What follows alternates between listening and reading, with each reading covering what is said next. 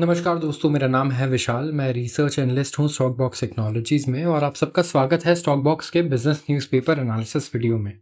यहाँ पे हम लोग बिजनेस न्यूज़पेपर्स को एनालाइज करेंगे, specifically business standard and financial express को हम लोग कवर करेंगे।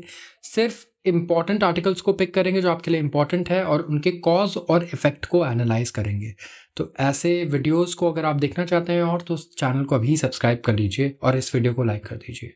यहाँ पे कुछ स्पेसिफिकली बहुत अच्छे आर्टिकल्स मैंने पिक किए हैं आप सबके लिए, जैसे कि अगस्त में सर्विसेज पीएमआई काफ़ी अच्छा एक्सपेंशन दिखा रहा है। मतलब अगर आपसे कोई पूछे कि इंडिया में सर्विस सेक्टर ग्रो कर रही है या नहीं, तो आप बताएंगे पीएमआई इंडेक्स से। क्या होता है ये हम जानेंगे आगे। क्रूड इंपोर्ट इंडिया ने यूएस से बढ़ा दिया है, बिल्कुल साइलेंटली यूएस अपना मार्केट शेयर इंडिया के क्रूड इंपोर्ट्स में इंक्रीज कर रहा है और रशिया का डिक्रीज हो रहा है। तो इसमें कुछ टेक्निकलिटीज है जिसके बारे में हम आगे और एक्सप्लोर करेंगे। एनवीडिया ने $279 बिलियन लूज कर दिया एक दिन में। इतना तो इंडिया की सबसे बड़ी कंपनीज के मार्केट कैप है जितना एक दिन में लूज कर दिया इन्होंने। तो जानेंगे क्यों ऐसा हो रहा है। जापान में फ्री मॉर्गेज का एरा खत्म हो चुका है। यस, वहां पे फ्री में लोन मिल जाता था घर लेने के लिए, तो अब ऐसा नहीं होगा और इसका क्या इफेक्ट हो सकता है हम ये भी जानेंगे आगे। बात करेंगे इंफ्रा कंपनीज की, रोड इंफ्रास्ट्रक्चर कंपनीज की स्पेसिफिकली। अगर आपने उसमें इन्वेस्टमेंट किया है तो आपको जरूर पता होना चाहिए सबसे पहले कैसे ये पैसा कमाती है और आगे क्या ग्रोथ हो सकता है। Defence stocks firing on all cylinders on DAC not. यहाँ पे डिफेंस स्टॉक्स बड़ा ही खुश है जब से गवर्नमेंट ने बहुत बढ़िया कुछ टेंडर्स और अनाउंसमेंट्स किए हैं इसी वीक। तो देखते हैं कौन से स्टॉक्स पे सबसे ज़्यादा इसका फर्क पड़ सकता है। रिलायंस इंडस्ट्रीज अब ईवी बैटरी के सेक्टर में भी आ चुका है और पीएलआई स्कीम के अंदर इसने पहली बिड भी जीत ली है अपनी। तो यहाँ पे देखना होगा कि रिलायंस कैसे ईवी में पार्टिसिपेट कर रहा है और बाकी कंपटीटर्स को क्या नुकसान हो सकता है इससे। एफएमसीजी फर्म्स काफ़ी परेशान है इनपुट कॉस्ट के बढ़ने से। यस, तो जानते हैं कि इनपुट कॉस्ट कब तक बढ़ते रहेंगे और बढ़ क्यों रहे हैं जब क्रूड ऑयल इतना सस्ता हो रखा है। Infineon explores Indian power sector India's power Semicon chip entry. तो यहाँ पे सेमी कंडक्टर चिप्स की बात हो रही है। सबको पता है इंडिया काफ़ी फोकस कर रहा है सेमी कंडक्टर चिप्स पे, तो यहाँ पे नए इन्वेस्टमेंट्स आ सकते हैं इंडिया में। तो ये सारे आर्टिकल्स अभी एनालाइज करेंगे हम, इनके कॉस्ट को, इफेक्ट को और हमारी लाइफ पर क्या इम्पैक्ट पड़ रहा है हर एक चीज़ से, उसे भी एक बार एक्सप्लोर करेंगे। ओवरऑल इंडिया में सर्विस सेक्टर बहुत बढ़िया तरीके से ग्रो हो रही है। मैं बता दूँ, सर्विस सेक्टर कोई पूछे ग्रो कैसे कर रही है, आप कैसे बोल रहे हो, तो आप बोलोगे सीधा परचेजिंग मैनेजर इंडेक्स देखो, पीएमआई। इंडिया यहाँ पे ओवरऑल 5 मंथ के हाई पे चल रहा है। अगस्त का अगर आप देखें, नए बिजनेसेस एक्सपैंड कर रहे हैं, बढ़ रहे हैं, इन्फ्लेशन कम हो रहा है, ये कहना है प्राइवेट सर्वे का। तो एचएसबीसी का हेडलाइन परचेजिंग मैनेजर इंडेक्स है, देखिए पीएमआई। ये एसएनपी ग्लोबल ने कंपाइल किया है, ये आ चुका है 60.9 अगस्त में। जुलाई में था ये 60.03 और अभी चल रहा है 60.9। 60.3 से 60.9 मतलब बढ़िया ग्रोथ है ओवरऑल। 37th स्ट्रेट मंथ है जहां सर्विस सेक्टर एक्सपैंड कर रहा है। तो कोई पूछे तो आप बोल सकते हो कि भाई 37 महीने से लगातार सर्विस सेक्टर ग्रो कर रहा है। स्पेसिफिकली अगर ये ग्रो कर रहा है तो सर्विस सेक्टर में जो लोग आगे जॉब्स के बारे में सोच रहे हैं या स्विच करने के बारे में भी सोच रहे हैं ओवरऑल, तो इनको बेटर, मैं कहूँगा ओवरऑल पे मिल सकता है आगे अगर सर्विस सेक्टर ऐसे ही ग्रो करता रहा। ओवरऑल सैलरीज भी बेटर यहाँ पे इंक्रीज होंगी एंड नए जॉब्स भी बेटर क्रिएट होंगे यहाँ पे overall as compare to other sectors. And यहाँ पे स्ट्रॉन्ग स्टार्ट रहा है फाइनेंशियल क्वार्टर का। बिजनेस एक्टिविटी काफ़ी इंक्रीज हो रही है सर्विस सेक्टर में, काफ़ी बड़े एक्सटेंट पे बढ़ रहा है। तो ज़रूर ध्यान रखें सर्विस सेक्टर वाले लोग कि काफ़ी बढ़िया यहाँ अपॉर्चुनिटीज़ उनके लिए भी आ सकती है when it comes to business and jobs. मैं दोनों की यहाँ पे बात कर रहा हूँ। अगर एक्सपोर्ट की अब बात करूँ, जो बिजनेस एक्सपोर्ट करते हैं, सर्विसेज एक्सपोर्ट करते हैं, तो वहाँ पे ठीक है इतना ज़्यादा इंक्रीमेंट देखने को नहीं मिला है, लेकिन फाइनेंस और इंश्योरेंस तो बेस्ट परफॉर्मिंग सेक्टर रहे सर्विस सेक्टर में। तो यहाँ पे भी बहुत अच्छी अपॉर्चुनिटीज़ आपके लिए आ सकती है। Crude imports from US rebound as Russia sanctions get tighter. Russia पे सैंक्शंस लगाए जा रहे हैं यूएस, ठीक है। यूरोप भी नए सैंक्शंस ऐड किए जा रहा है हर महीने अगर आप देखेंगे। तो ओवरऑल हम देख रहे हैं कि रशिया 40% से ज़्यादा अपना क्रूड इंपोर्ट इंडिया रशिया से ले रहा था अभी तक, लेकिन अब अचानक से डेटा देखने को मिला पिछले महीने कि सबसे पहले रशिया अब स्लाइड करके 40% से नीचे आ चुका है। तो अब ये लेस देन 40% है सबसे पहली बात। तो ये शेयर जब 40% से घटा है, हमने आर्टिकल में पढ़ा था कि इराक का शेयर काफ़ी इंक्रीज हुआ है। इराक ने अपना परसेंटेज यहाँ पे आई थिंक डबल कर दिया ऑलमोस्ट, बट अभी एक नया डेटा आया है, और ये डेटा आया कहाँ से, ये भी बहुत इंपॉर्टेंट है। देखिए, सबसे पहले तो इंडस्ट्री सोर्सेज और शिप ट्रैकिंग डेटा लाया गया है कि कौन से शिप्स कहाँ पे जा रहे हैं। क्रूड के शिप्स हैं, यूएस के शिप्स क्या इंडिया आ रहे हैं, तो ट्रैक किया जाता है इनके सारे शिप्स को, ठीक है। और शिप ट्रैकिंग डेटा के अकॉर्डिंग जो इंडिया में अमेरिका का जो मार्केट शेयर है ऑयल इंपोर्ट का, वो काफ़ी इंक्रीज हो चुका है, और रशिया का शेयर अब जा रहा है यूएस के पास। इंडिया का सबसे बड़ा क्रूड ऑयल सप्लायर वैसे रशिया है, लेकिन इंडिया ने करीब $1 बिलियन, 8,500 करोड़ का ऑयल यूएस से खरीदा है सिर्फ अगस्त में। ये कैलकुलेशन किया गया है शिप ट्रैकिंग डेटा के बेसिस पे। जो क्रूड कैरी करने वाली शिप होती है जो ओशंस में चल रही है, इन सबको ट्रैक करके डेटा वो एस्टिमेट किया गया है। तो कस्टम्स से भी ये डेटा कहीं सोर्स किया गया है, और इससे ये पता चल रहा है कि यूएस से हमारा ओवरऑल इंक्रीज हो रहा है शेयर। अब यूएस से हम लोग कौन सा, हम देखेंगे क्रूड ऑयल इंपोर्ट कर रहे हैं। देखिए, क्रूड ऑयल में ना अलग अलग इंपोर्ट ग्रेड होता है, अलग अलग क्वालिटी होती है। एक क्रूड होता है जैसे हम लोग कहते हैं स्वीट क्रूड। स्वीट क्रूड क्या होता है, ये लो सल्फर ग्रेड होता है। Low sulphur grade crude sweet crude होता है, और ये महंगा भी आता है डर्टियर ग्रेड से। अब जब इसका नाम ही डर्टियर ग्रेड है, डर्टी ग्रेड है, तो मतलब ये बेकार ही होगा, सस्ता भी होगा।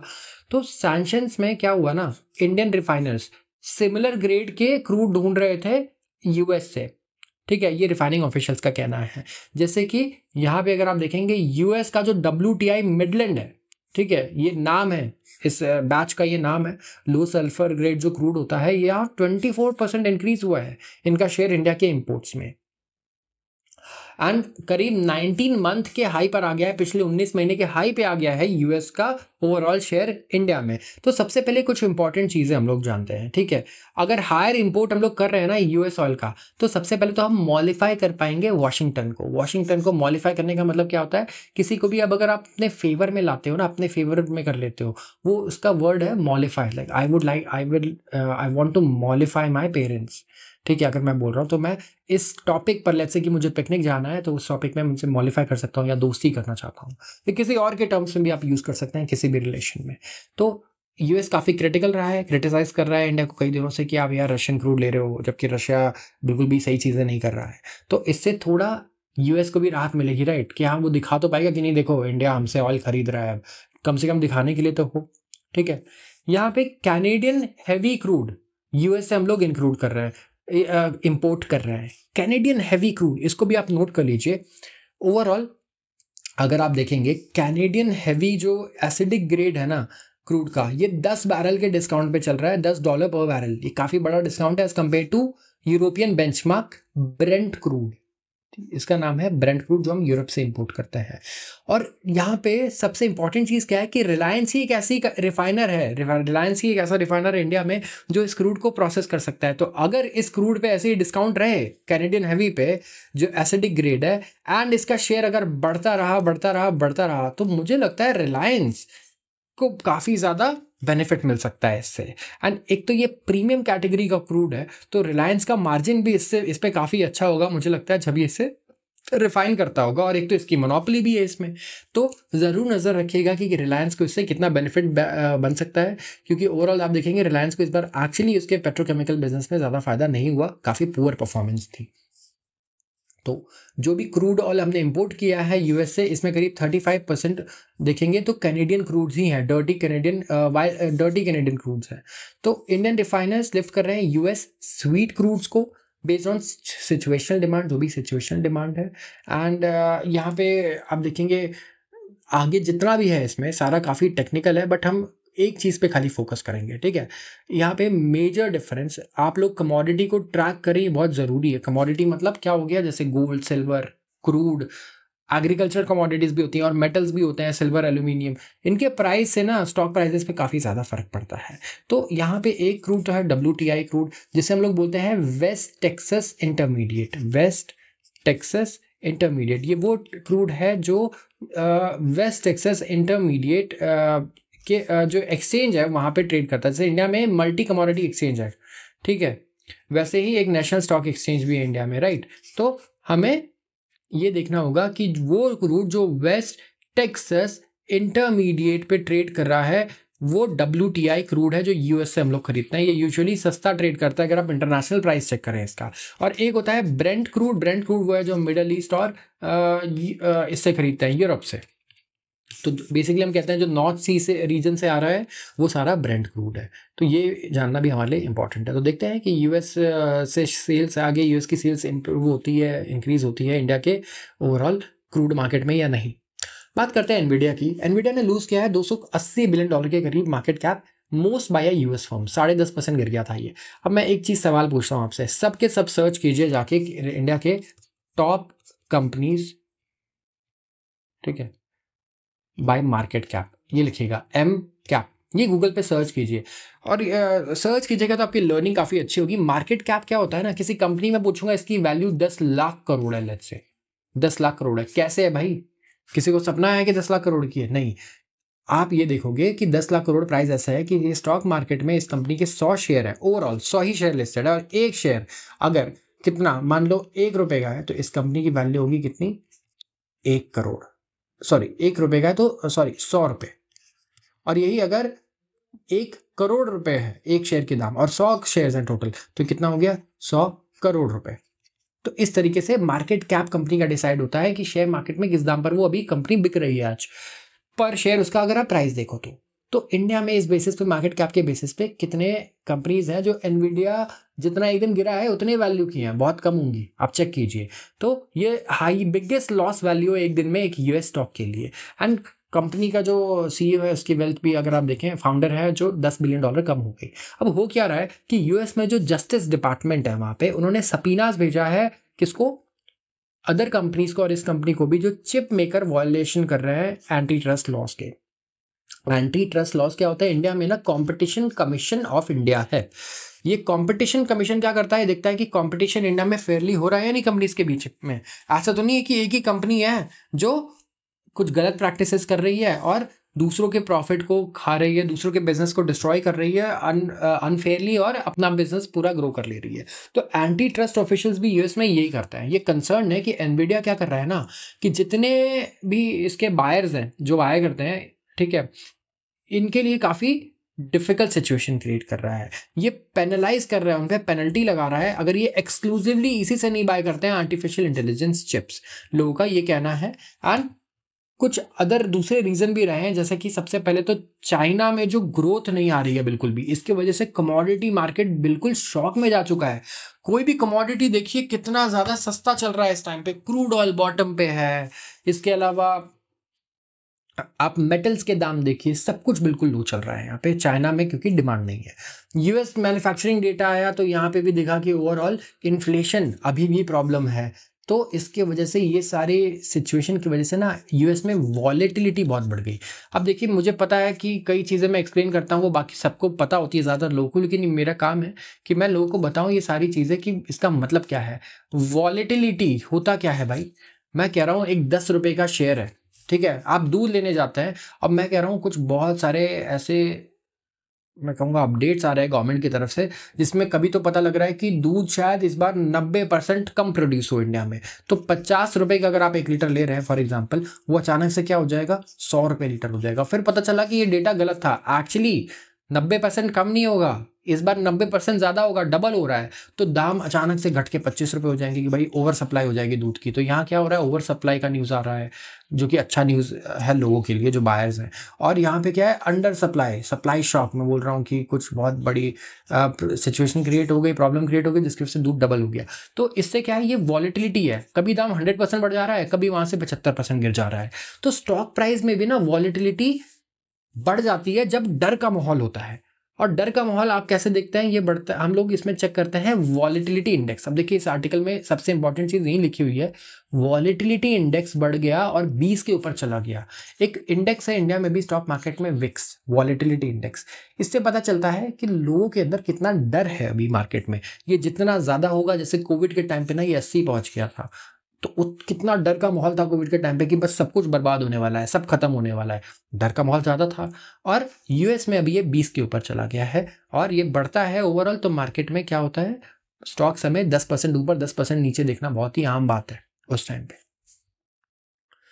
आते हैं अगले आर्टिकल पे।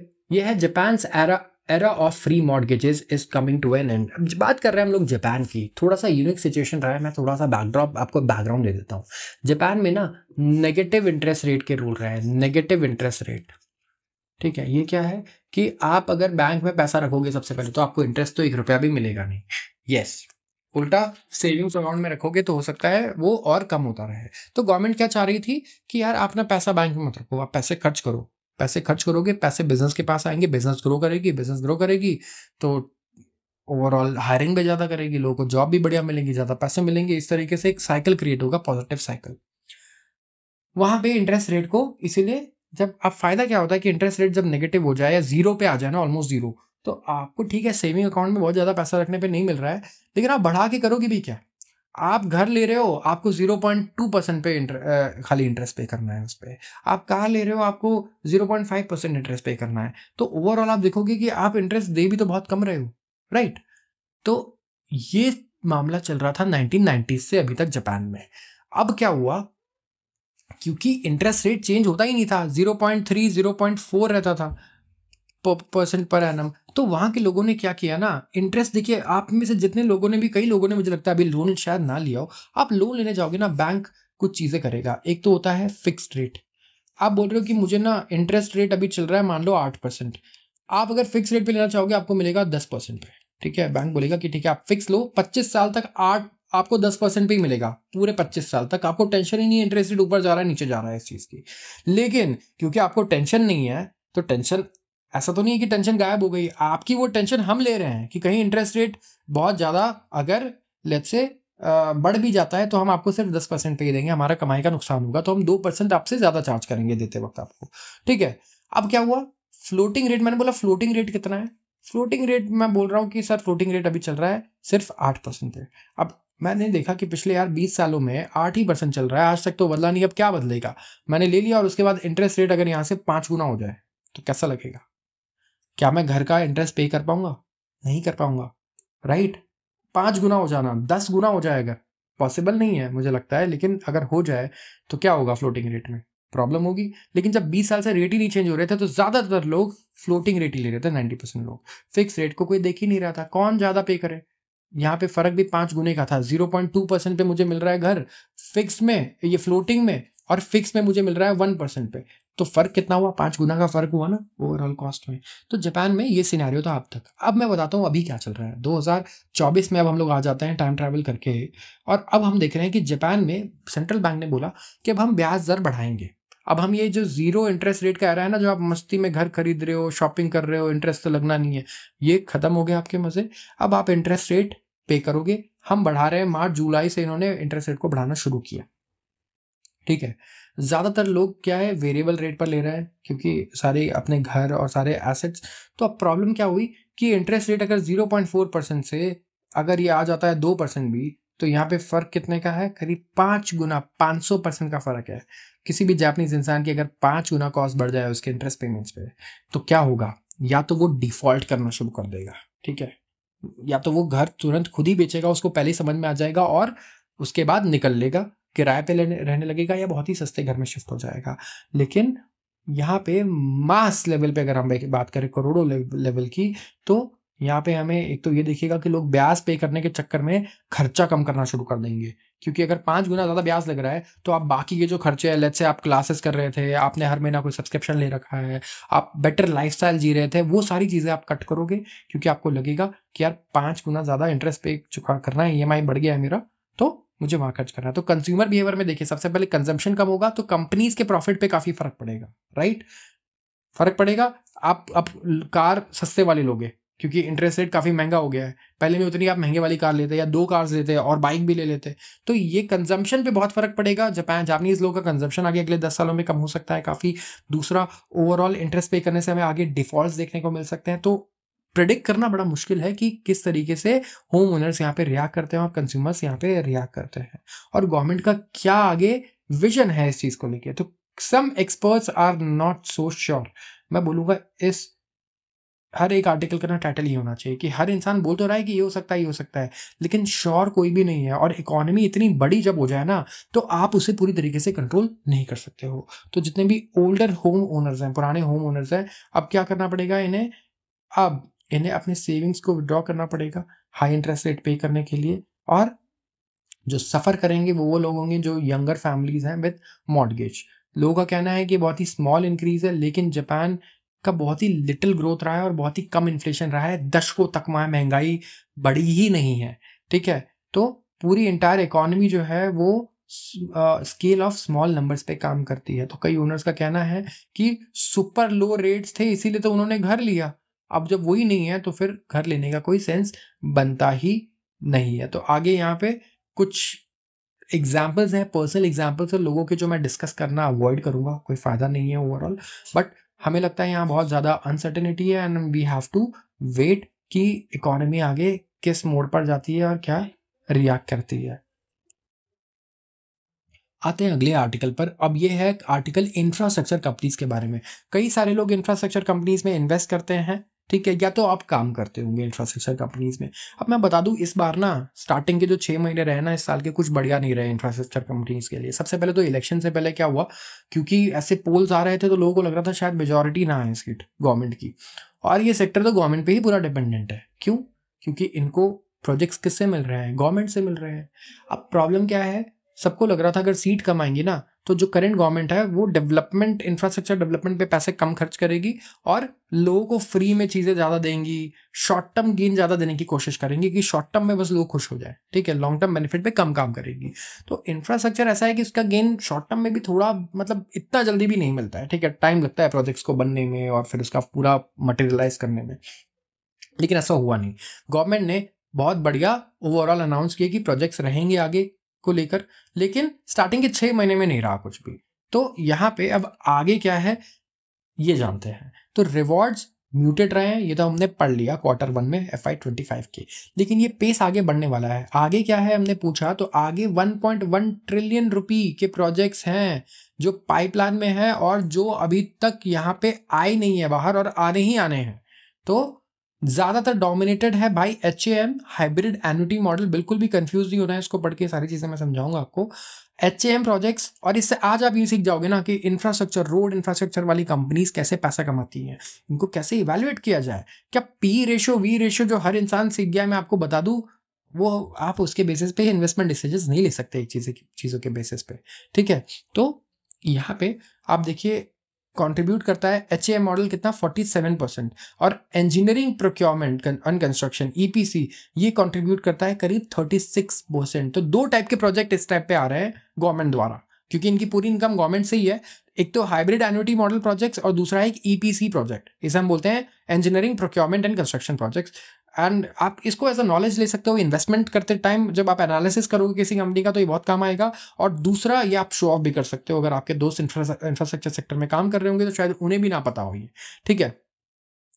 तो अगर आप देखें इंफ्रास्ट्रक्चर कंपनीज, मोस्टली इन्होंने रेवेन्यू डिक्लाइन रिपोर्ट किया, इनके सेल्स ना कम हुई है ईयर ऑन ईयर बेसिस पे अगर आप देखें। And KNR construction, ZR infra, इनके 30%, 12%, ठीक है, इनका हुआ होगा ये वैसे भी, ठीक है। तो ओवरऑल कम हुआ है, हमें पता है, गवर्नमेंट के प्रोजेक्ट्स ही ज़्यादा नहीं आए हैं। लेकिन अब अगर आप देखें सिर्फ 95 किलोमीटर के प्रोजेक्ट्स अवार्ड हुए हैं Q1 2025 में, सिर्फ 95 किलोमीटर, दैट्स इट पूरे इंडिया में। एंड टारगेट कितने का है? 5000 किलोमीटर का है। तो 99%, मैं बोलूंगा 98% प्रोजेक्ट्स तो अभी अवार्ड आने बाकी हैं और पाइपलाइन बहुत बड़ा है, बहुत बड़ी अपॉर्चुनिटीज हैं इस टाइम पे रोड इंफ्रास्ट्रक्चर कंपनीज के लिए। एक प्रॉब्लम है, वो है इनपुट कॉस्ट। इनपुट कॉस्ट बढ़ गया है पहले से, ठीक है, ऑल्दो कच्चा तेल वगैरह सस्ता हो चुका है, लेकिन बाकी इनपुट कॉस्ट थोड़े बढ़े, जिसकी वजह से इनका प्रॉफिट थोड़ा प्रेशर में रहा है। प्रॉफिट मार्जिन अंडर प्रेशर रहने का मतलब थोड़ा कम रहा है, ठीक है। स्टील और एल्यूमिनियम के प्राइसेस तो 30% करेक्ट हो चुके हैं। अभी हम लोग ने ऊपर ही डिस्कस किया, ये देखिए इसी आर्टिकल में, और मैंने मार्क भी कर रखा है, ये कनेक्ट कीजिए इस चीज को। देयर वर अदर रीजंस जिसकी वजह से यूएस स्टॉक मार्केट में अच्छा परफॉर्मेंस नहीं रहा, थोड़ा फियर रहा ओवरऑल। क्यों? सितंबर में अगर आप देखें तो सबसे पहले चाइना ग्रोथ शुक कमोडिटीज मार्केट। कमोडिटी का मतलब क्या होता है, मैंने बताया आपको, मेटल्स, एल्यूमिनियम से लेके स्टील तक। दूसरा एनर्जी क्या होता है, ऑयल, नेचुरल गैस, ये एनर्जी हो गया। इसके अलावा हमारे पास एग्रीकल्चर कमोडिटीज, ठीक है, इसके अंदर कॉफी के जो कोको बीन्स आते हैं चॉकलेट में डलते हैं, वो भी बहुत इंपॉर्टेंट कमोडिटी है।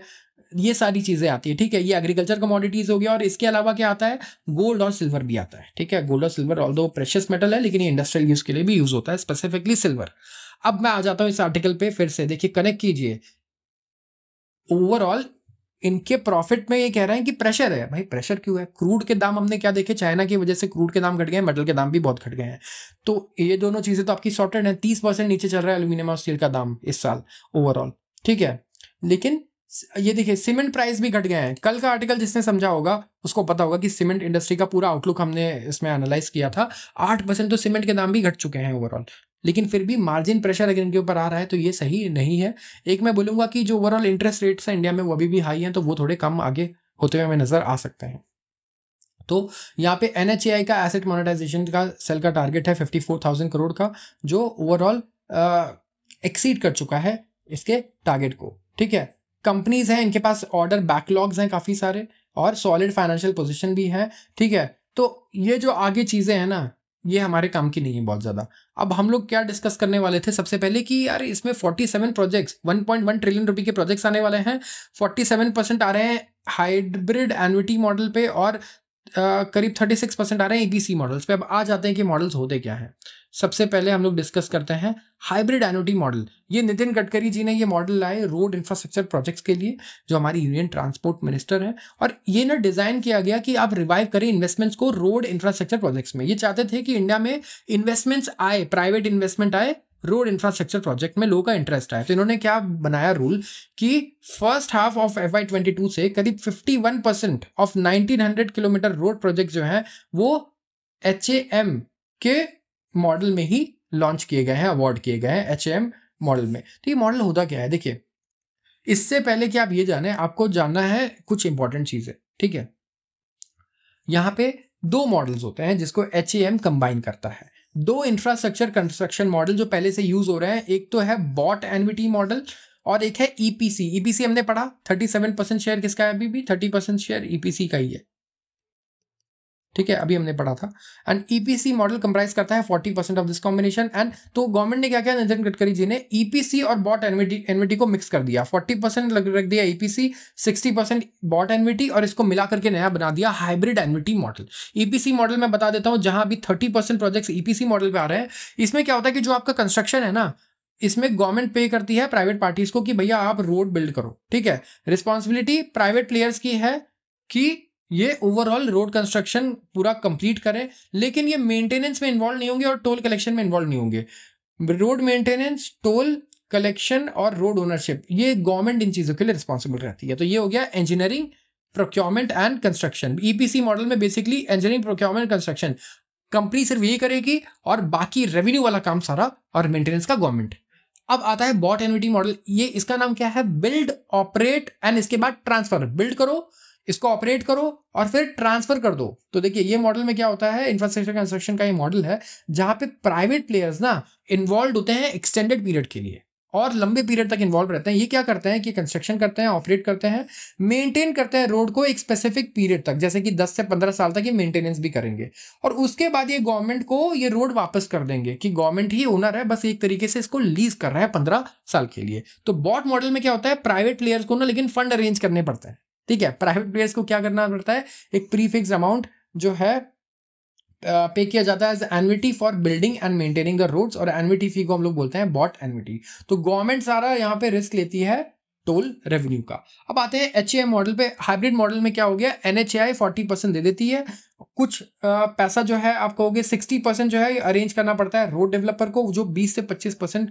प्रोजेक्ट डेट से रेज करता है, और पेमेंट यहाँ पे गवर्नमेंट को करती है 10 इक्वल इंस्टॉलमेंट्स में, कंप्लीशन के बेसिस पे कि आप 10% कंप्लीट करोगे तो आपको 10% पैसा यहाँ मिल जाएगा। तो गवर्नमेंट यहाँ पे प्रोसेस थोड़ा लंबा है, लेकिन ओवरऑल आप समझ गए कि EPC और बॉट मॉडल को बना के ये हाइब्रिड मॉडल एक नया मॉडल निकाल दिया गया है, ठीक है। तो यहाँ पे कंसेशनर वगैरह सिलेक्ट होता है। देखिए बहुत ज़्यादा डीप जाने की जरूरत नहीं है, और ये ट्रांसपेरेंट, ओपन और कंपीटिटिव बिड प्रोसीजर है। लाइफ साइकिल कॉस्ट निकाली जाती है बिडिंग के लिए, एंड ओवरऑल यहाँ पे 15 ईयर का कंस्ट्रक्शन, ये फिक्स्ड ऑपरेशन इंक्लूड करता है कंसेशन पीरियड। तो गवर्नमेंट यहाँ रिस्पॉन्सिबल रहती है सारे टोल कलेक्शन के लिए भी। तो मेजॉरिटी ऑफ गवर्नमेंट प्रोजेक्ट्स दे रही है वो किस पे दे रही है, हाइब्रिड मॉडल पे, और बाकी सारे ECE मॉडल पे, जो है engineering, construction and EPC model, engineering, procurement and construction. और बॉट में क्या हो गया, बिल्ड करो, ऑपरेट करो और फिर गवर्नमेंट को वापस ट्रांसफर कर दो।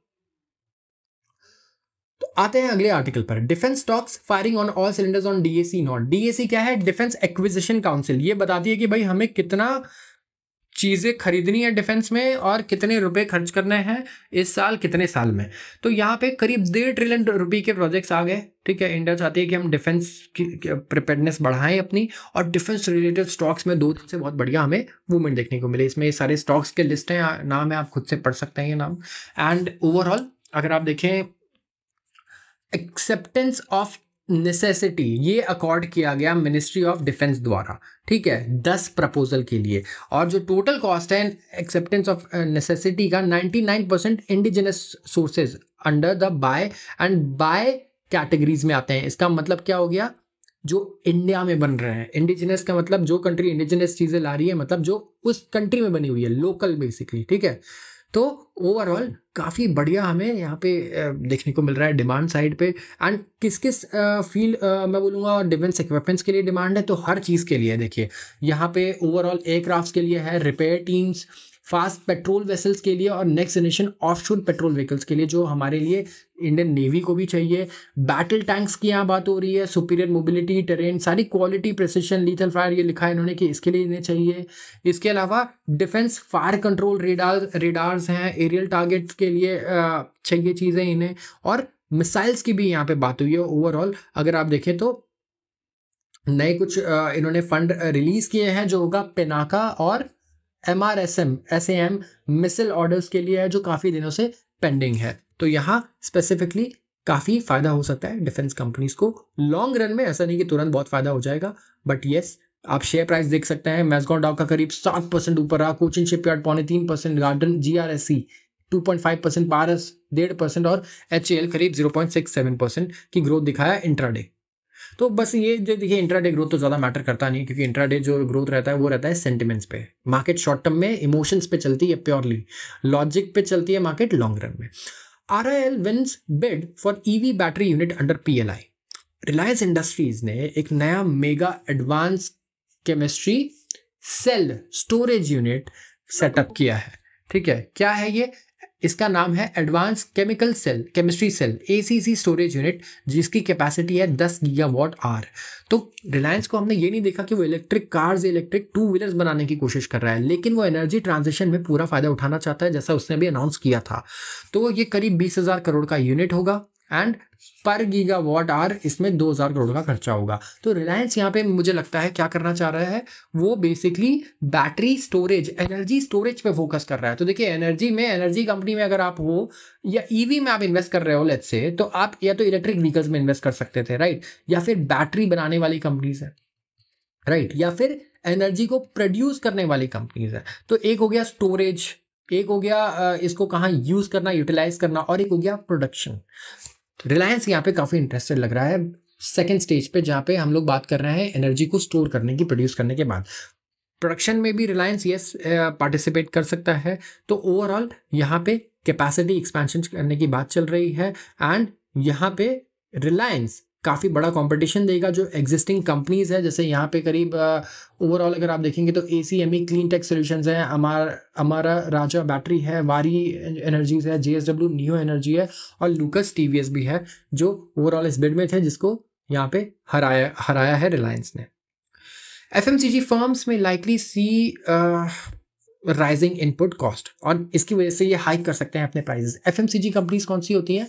फास्ट मूविंग कंज्यूमर गुड्स, और इसमें काफ़ी सारी चीज़ें लिखी हैं देखिए, लेकिन हम इंपॉर्टेंट चीज़ों पे फोकस करेंगे। FMCG कंपनीज जो है यहाँ पे जो प्रोसेस्ड फूड बना रही है स्पेसिफिकली, वो 2 से 5% चीज़ें महंगी कर सकती है। ठीक है, क्यों? क्योंकि वीट, बार्ले और कोको, इन 3 चीज़ों के प्राइस ना काफ़ी ज़्यादा बढ़ रहे हैं और काफ़ी प्रॉब्लम क्रिएट कर रहे हैं। कंपनी जैसे कि ब्रिटानिया, पार्ले प्रोडक्ट्स, डाबर, मॉन्डेलेस और HUL, हिंदुस्तान यूनिलीवर और नेस्ले, ये सबने इंडिकेट किया है कि इन्फ्लेशन का जो प्रेशर है ये फूड की तरफ है।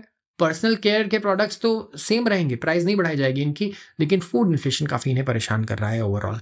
अगर आप देखेंगे कोकोनट ऑयल का जो प्राइस है ये काफ़ी इंक्रीज हो चुका है। पैराशूट ऑयल ये ऑलरेडी 6% इसका प्राइस बढ़ा चुके हैं। फूड कमोडिटी बास्केट बहुत ही वॉलेटाइल है, मैंने बताया वॉलेटाइल का मतलब क्या होता है, यहाँ पे भी टर्म यूज हुआ है, versus crude link commodity basket. Crude के दाम तो नीचे जा रहे हैं, वहाँ तो कोई प्रॉब्लम नहीं है, लेकिन इंडिया में फूड इन्फ्लेशन बहुत बड़ा प्रॉब्लम रहा है। फूड कमोडिटीज़ काफ़ी ज़्यादा वॉलेटाइल है। कोको के दाम देखिए इंटरनेशनली अगर आप देखें तो 108% बढ़ गए हैं एक साल में, डबल हो चुके हैं।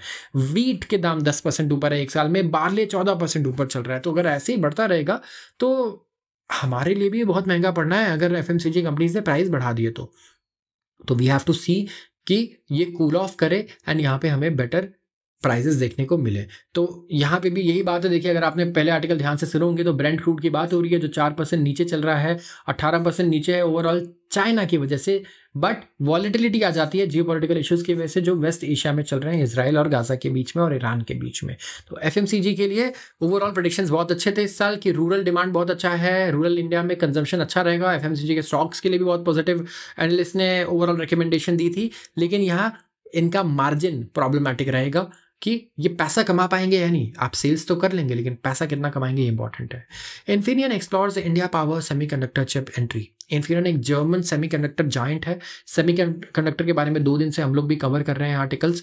इंडिया चाह रहा है कि इंडिया में बिल्कुल लार्ज स्केल पर सेमीकंडक्टर मैन्युफैक्चरिंग हो। हमारे पास टेक्नोलॉजी भी आए कि इसे कैसे बनाते हैं, हमें ये भी सीखने को मिले और साथ में हम असेंबली और प्रोडक्शन भी करें इसका। तो ये करीब 4000 जॉब्स क्रिएट कर सकता है और कंपनी इन्वेस्ट कर सकती है $2 बिलियन अपने फर्स्ट फेज में। तो ओवरऑल इंडिया ने काफ़ी सारे इनिशिएटिव्स लिए। यहाँ पे PLI स्कीम भी लॉन्च की है जहाँ पे सब्सिडीज और इंसेंटिव दी जाएगी सेमीकंडक्टर्स को। एंड ये हर चीज़ में यूज़ होती है, इलेक्ट्रिक व्हीकल्स में, फास्ट चार्जिंग स्टेशन में, ट्रेन्स में। और मैं सही बताऊँ तो सेमीकंडक्टर तो आपके टीवी के रिमोट से लेके चांद पर जाने वाले रॉकेट में भी यूज़ होता है, हर चीज़ में चाहिए वो। तो करीब इसके पास 56,000 एम्प्लॉयज़ हैं वर्ल्ड वाइड। तो इंडिया के लिए भी बहुत इंपॉर्टेंट है कि इंडिया ट्रेन करे, अपस्किल करे अपने यूथ को कि ऐसी कंपनीज जब आए तो वो फ़ायदा उठा पाए इनका और इन कंपनीज में जॉब भी ले पाए। तो इन्फिनियन जो कंपनी है जिनके लिए ये प्रोडक्ट्स बनाती है, सेमीकंडक्टर्स बनाती है, वो सारी कंपनीज भी इंडिया में है। Hyundai तो लिस्ट करने की बात कर रही है, बॉश ऑलरेडी लिस्टेड है, डेंसो है, सीमेंस भी लिस्टेड कंपनी है, डेल्टा है इंडिया में। तो इसके सारे कस्टमर्स इंडिया में है। तो इंडिया यहाँ पे काफ़ी बढ़िया ग्रोथ करना चाहता है। तो फॉक्सकॉन ने सोचा था कि वेदांता के साथ मिलकर सेमीकंडक्टर कंपनी वो स्टार्ट करेंगे, सेटअप करेंगे। बट फिर वहाँ पे फेलियर देखने को मिला इनके जॉइंट वेंचर में हमें, एंड इन्होंने फिर आगे कुछ एक्सप्लोर नहीं किया। तो राकेश ये वैष्णव जी का कहना है कि इनका गवर्नमेंट का एम है कि 5 साल में अगले ये करीब 6 to 10 compound fabs overall setup करें और 4 to 5 silicon fab plants country में सेटअप करें जो सेमीकंडक्टर मैन्युफैक्चरिंग के लिए होंगे या असेंबली के लिए। आज के लिए बस इतना ही। अगर आपको वीडियो पसंद आई हो तो ज़रूर इसे लाइक करें और चैनल को सब्सक्राइब करना बिल्कुल भी ना भूलें। आप सबका बहुत बहुत धन्यवाद।